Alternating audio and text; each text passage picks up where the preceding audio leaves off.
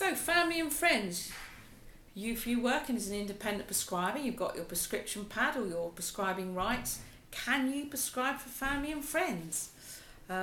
You may feel quite pleased with yourself that you're now a prescriber and you can cure all ills, but are you allowed to prescribe for them?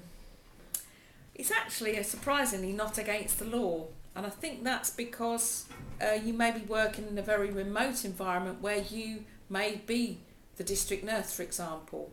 You may have to see family and friends because they are registered with the practice you work in, for example, or the community you are in. So that's why it's not against the law, but it's very good practice not to write for family and friends. It puts you under a lot of pressure. Can you honestly do a comprehensive assessment, examination, get a full drugs history, etc. from a member of the family? Think about Christmas time. Father-in-law comes over and comes what appears to be a chest infection. So easy for you to write a prescription for an antibiotic, particularly with the thinking of all the trouble you've got to go to get them either to an A&E or to an out-of-hours doctor, sign them up as a temporary resident, etc., etc. But can you say hand on heart that you fully examined father-in-law, that you know father-in-law's past medical history, that you want to fully examine father-in-law, and that you've actually been able to obtain the history, and that you're then prescribing from a budget that isn't yours to prescribe for this patient? Can you then put the information back on the shared record? So there's so many implications when you start to prescribe for family and friends. Blood and blood products is something that doesn't crop up very often, but I have been asked a few times recently about this. Can an independent nurse or pharmacist or midwife prescriber prescribe blood products? Blood packed cells and platelets cannot be prescribed by an independent prescriber. They're not considered to be medicinal products. That's the reason why. So it goes back again to this old Medicines Act of 1968. What is a medicinal product?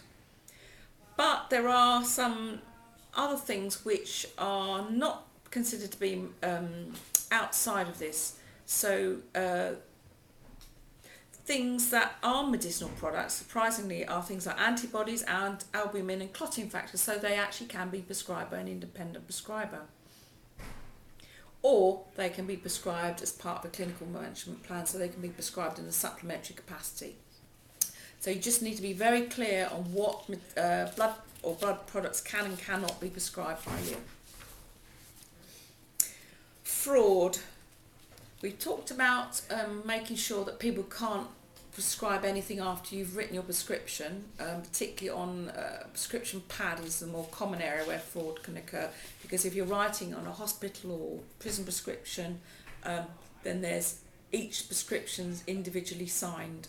So the next line, if someone wrote in there, there would be no signature, so it would be obvious that that person hasn't signed it. Whereas if you're writing on an FP10, for example, if you leave space, you've signed right at the bottom, there's space for someone else to add an extra item in that they want for themselves. So we've covered that already. Other ways that you can prevent fraud, particularly this applies to the community, is keeping prescriptions secure. They should be kept in a locked drawer in a locked office.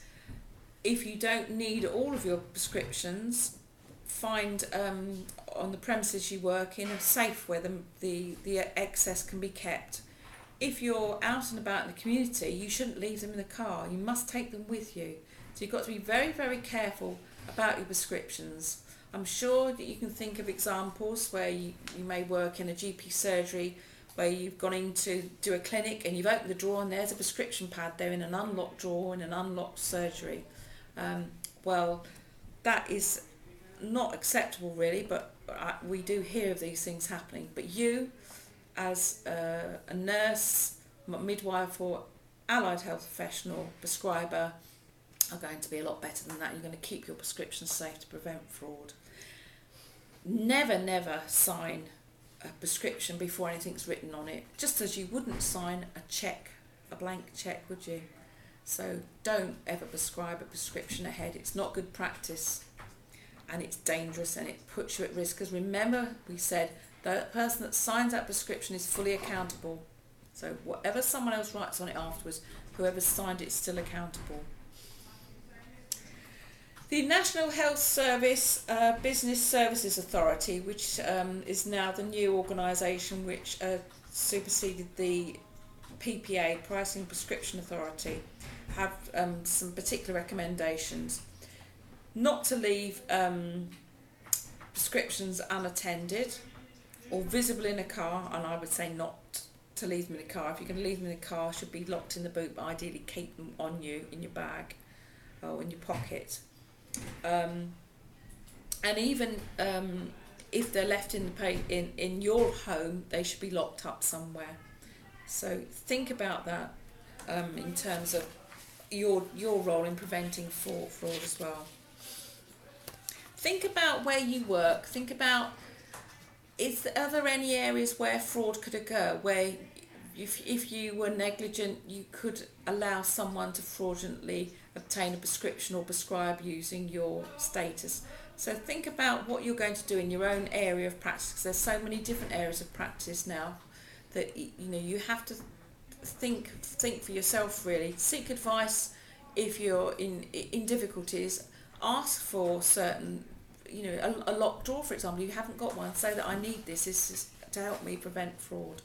So you need to think about how you're going to minimise fraud and the logistics of achieving that in your own area of practice.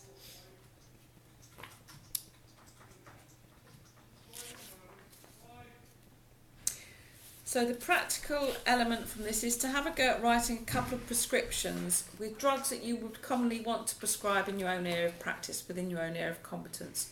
So have a swap with your neighbour and let them have a look at your prescription, because it's hard sometimes for you to spot errors on your own, but someone else may be able to do that if they have a look, and it's an exercise to check if the prescription's okay. Use your BNF as well, or your children's BNF, to make sure that the information you put on there is correct. And it's quite scary when you actually come to do it. So it's not quite the easy task that you imagine from all the theory when you actually come to do the practical element of it. So as a checklist, let's go back. Clearly written in ink.